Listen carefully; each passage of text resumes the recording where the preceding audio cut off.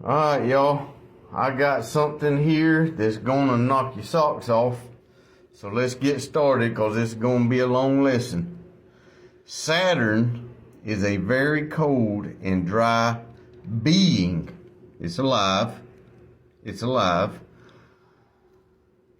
That is the sixth planet from the sun. So it's its polar opposite. It's its polar opposite. Remember, the sun is good. When God created the light, it was good. Okay? And before that, it was darkness. Okay? Remember this. I'm going somewhere with these two. Saturn represents the winter season. Death. Who rules over the zodiac sign of Capricorn, which is polar opposite of Leo, the summertime, the season of life. Whose ruling planet is the sun, life.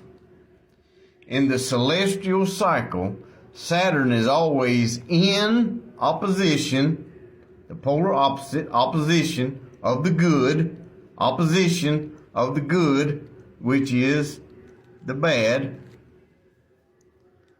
with the sun, which is why it has such a bad reputation. Now, in Greek mythology, Saturn plays the allegorical character of an old fearful man named Cronus, which is also known as Father Time. Now, this is public knowledge, this Cronus visor right here. This is a time machine kept at the Vatican. Now, this is public knowledge, y'all. Y'all can look this up for yourself. This is a time machine. And what it did was they harvested some of the energy from the rings of Saturn and got it back here. Got it back here. This is a actual time machine, the Cronus visor, and it's at the Vatican. Public knowledge. Alright. AKA the Grim Reaper. There we go again. Death. Death. Death. Death. Darkness. Okay. One of the attributes of the Saturn's rings is that they slow down. They slow down the movement of atoms, which is what concentrates energy into form, whereas the sun accelerates the motion of atoms, speeds them up. So anything that gets trapped in Saturn's orbit is hindered by time and space, i.e. Lord of the Rings. Hence, there are 60 seconds in a minute, 60 minutes in an hour, 2 plus 4 is 6 hours in a day, which is 666. The beast of Revelation. The beast of Revelation. So these veils right here that separate the dimensions are from the rings of Saturn, which is the Lord of Karma, and it's the same thing that the Ten Commandments, the laws of the gospel, and the book of Proverbs teach against. They try to get you, well, it's do this and do that. Do this, do that. If you do this, that'll happen. If you do that, this will happen. It's the law of karma, y'all. They trying to keep you off the law of karma because the energy built up off of karma will not allow you to penetrate the dimensions of the energy of Saturn. You cannot ascend. It'll stop you. Like this is karma. Like this is karma. And you drop it down into a bucket of grease, it's not going to penetrate it. It's not going to penetrate it. The more karma you have built up, like this is like this is a lot of karma, mucho karma, mucho. It ain't going nowhere.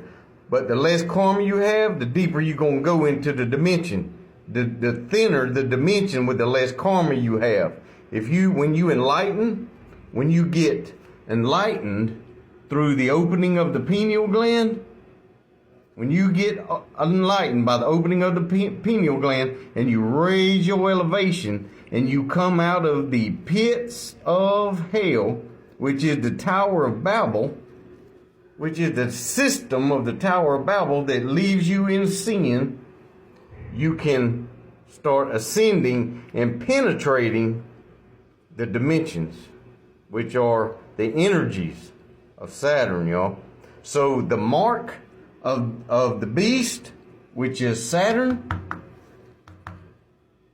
is a closed pineal gland, because you trapped in karma. It's going to keep you on the reincarnation cycle over and over and over and over and over. Karma will not let you ascend, y'all. The law of karma. The buildup of karma will not allow you to ascend the rings of Saturn, which bind you here. Saturn is the beast, y'all, because when you open the pineal gland, the process of relieving yourself of karma by healing toxic reactions by triggers, y'all. When you're triggered, the way you react to it. When you go through the process of healing, it relieves you of your triggers and it relieves you of your karma, which allows you to ascend to the next dimension, y'all. This one right here, the fourth dimension, it's reserved for the dead souls. This is where they wait. They wait to reincarnate, y'all, in the fourth dimension. That's why the earth is going straight from 3 to 5. This is reserved for the uncarnated souls waiting to incarnate. The ones that are trapped in this right here, trapped in karma. So if you want to know what the beast is in Revelation, the beast is Saturn, and his mark is the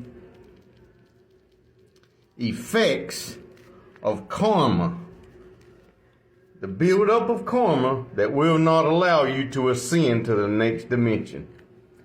It's pretty deep stuff, y'all, but this Cronus visor right here, this is an actual time machine in the Vatican. Think about y'all's karma, fellas. Unconditional love, just like Jesus. Like they was teaching, all of them, the teaching, don't do this, don't do that, don't do this, don't do that, don't do this, don't do that, do this, do that, do this, do that, do this, do that, which brought about getting off the wheel of karma. That's what it was teaching, getting off the wheel of karma. When Jesus showed up, he said, hey, forget all them laws, but forget the law, but do everything out of love, unconditional love, and expect nothing in return. Expect nothing, because that's unconditional love, y'all. Unconditional love is love without expectations. Without expectations, which allows you to get off of this. No more karma. No more karma. No more karma. And then you can ascend up to the next dimension, y'all.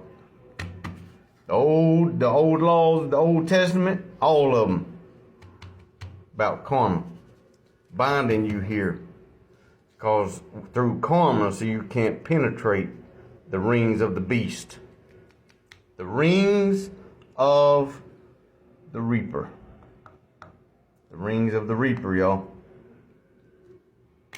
Y'all keep it real out there. Y'all have any questions, leave them in the comments. I'm going to do the best I can. If y'all need a part 2 to this to get more in depth, y'all let me know in the comments. Y'all keep it real out there.